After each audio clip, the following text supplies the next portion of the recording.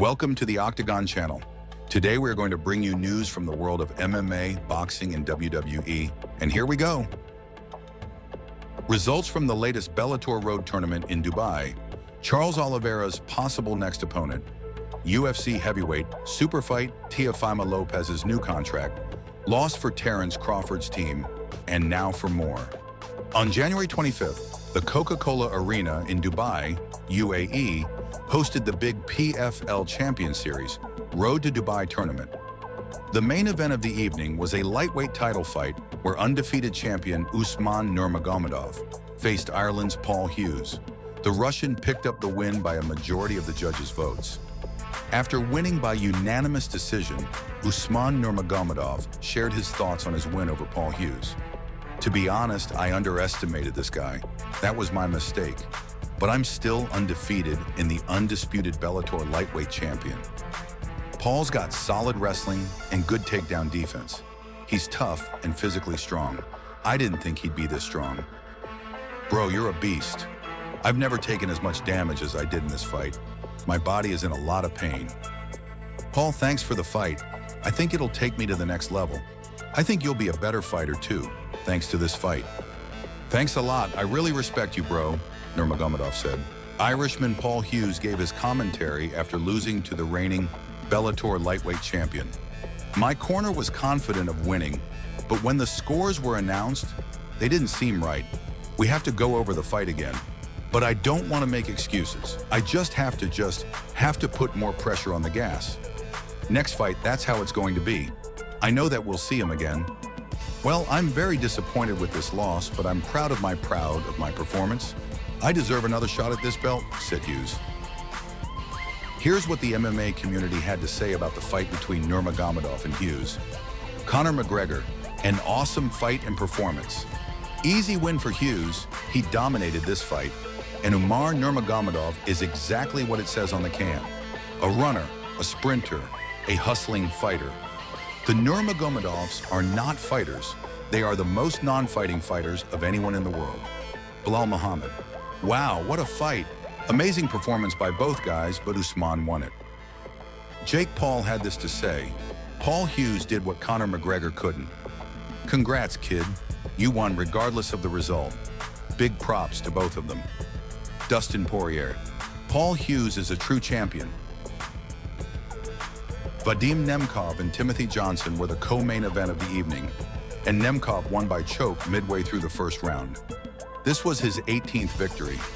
Russian star fighter Fedor Emelianenko congratulated former Bellator light heavyweight champion Vadim Nemkov on his win over American Timothy Johnson at PFL Champion Series Road to Dubai.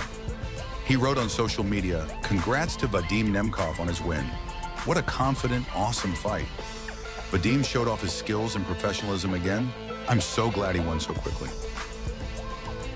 Charles Oliveira, the former UFC lightweight champion and currently ranked number 2 in the organization, is gearing up for a rematch with Islam Makhachev this summer. Oliveira's manager and trainer, Diego Lima, said Oliveira offered to be the alternate for Makhachev's fight against Arman Tsarukyan at UFC 311, but the organization's management turned him down. Lima thinks they did that on purpose, so Oliveira and Makhachev could fight each other in early to midsummer.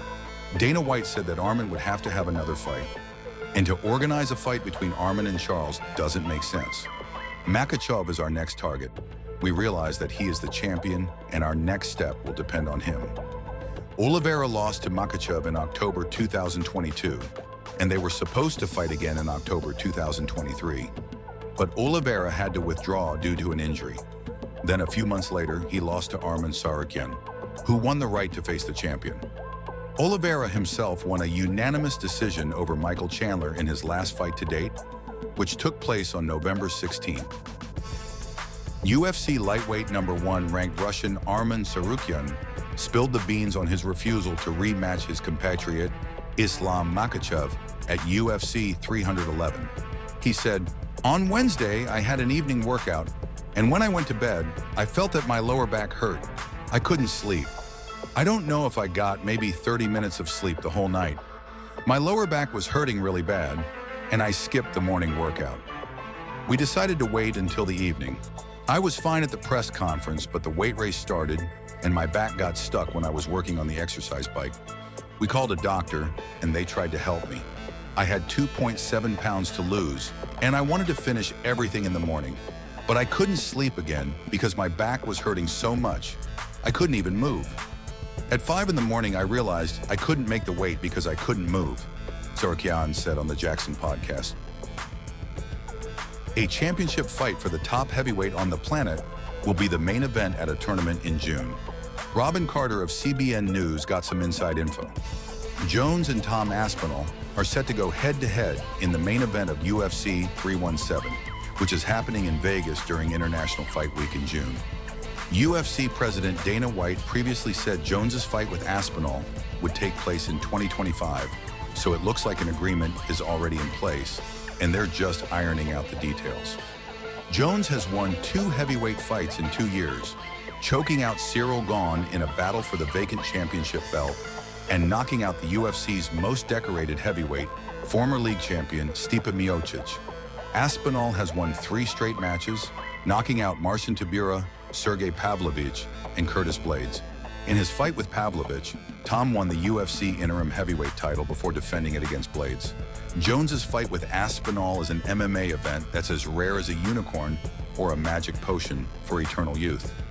Until recently, Jones was dead set against putting his #1 P4P legacy on the line in a fight against a young and skilled finisher.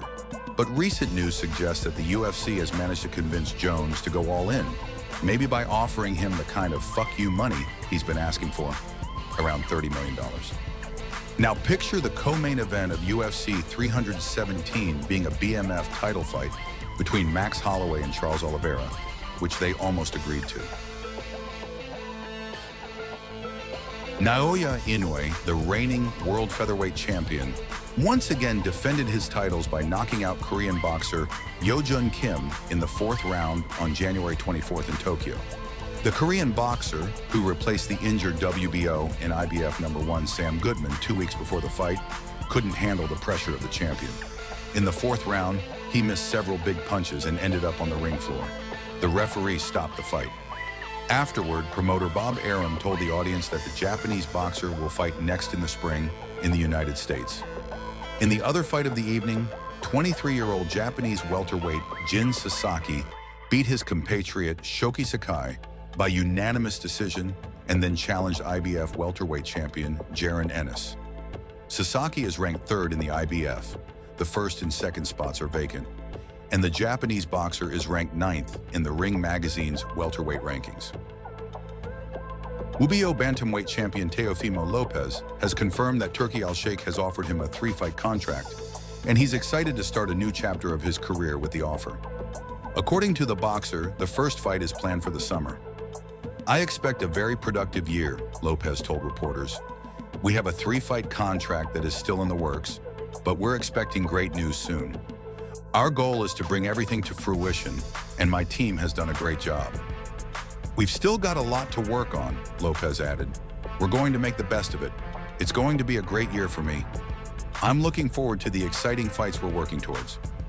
Lopez's promoter, Bob Arum, recently confirmed his involvement in the deal, but Lopez is likely convinced it's his own merit and that of his new managers, Keith Connolly and Mike Barrow. Jaron Ennis and Eimantes Stanionis are going to fight each other on April 12th in Atlantic City. They're both welterweight world champions and they're ranked 1st and 2nd in the ring. They'll be fighting for the ring's welterweight championship belt too. The 27-year-old American Ennis signed with Eddie Hearn last year and has successfully defended his IBF welterweight title twice. Ennis said, "I've been waiting for this fight." He believes he's ready for moments like this and that on April 12th, he'll make a big statement. He says he'll show everyone what he can do and that he'll win the belts. The 30-year-old Lithuanian boxer, Stanionis, has only defended the WBA title once since winning it in April 2022. He said, "This is the moment I've been waiting for my whole life." Ennis is a great boxer, but Stanionis is ready to dethrone him. This unification fight is his chance to prove he's the strongest welterweight. He won't let this opportunity go to waste. It's his time. At the Cosmopolitan Arena in Las Vegas, The WBO International Champion and #1 WBO super middleweight American Diego Pacheco beat his fellow countryman Steven Nelson of Terrence Crawford's team. Pacheco shook his opponent at the start of the fight, and by the middle of the round, he was in the lead. He almost got the knockout in the 7th round, but then he surprised Nelson by throwing in the towel. Pacheco had been more confident in throwing punches before, but this time he decided to let go. Nelson realized he was behind, so he went all in and took the decisive 3 minutes. He was close to dropping his favorite opponent, but he survived.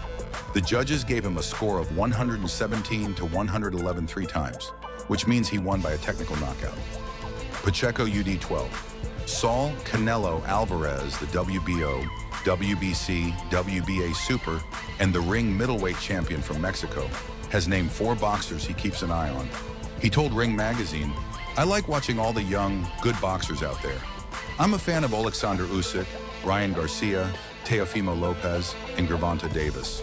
They're really great boxers." Thanks for watching. Don't forget to like and subscribe to the channel.